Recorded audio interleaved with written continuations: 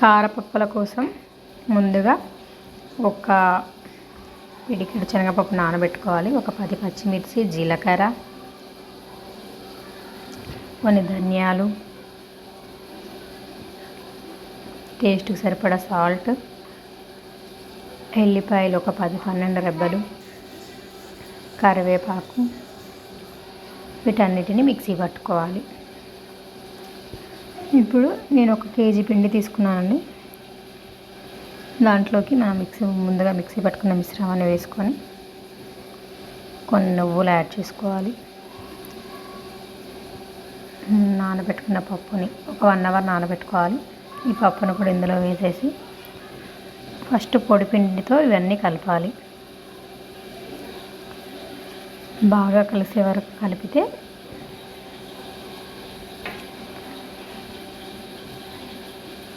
ఈవెన్గా కలుస్తుంది. ఇప్పుడు ఇందులోకి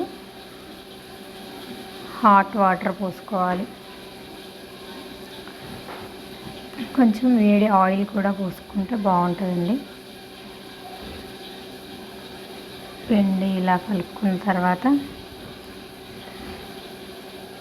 బాండీ పెట్టి ఆయిల్లో వేసుకోవాలి. డీప్ ఫ్రైకి సరిపడా ఆయిల్.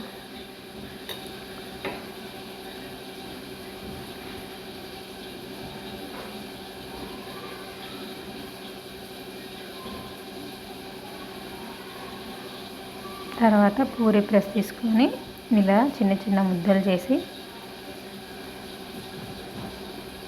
ఇలా ఒకేసారి ఒక 5 చేసి పెట్టుకొని ఆయిల్లో వేసుకొని 2 వైపులా కాల్చుకోవాలి.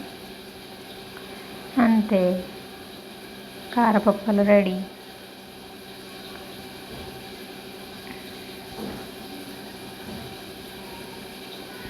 పిల్లలకి ఈవినింగ్ స్నాక్స్కి బాగుంటాయి.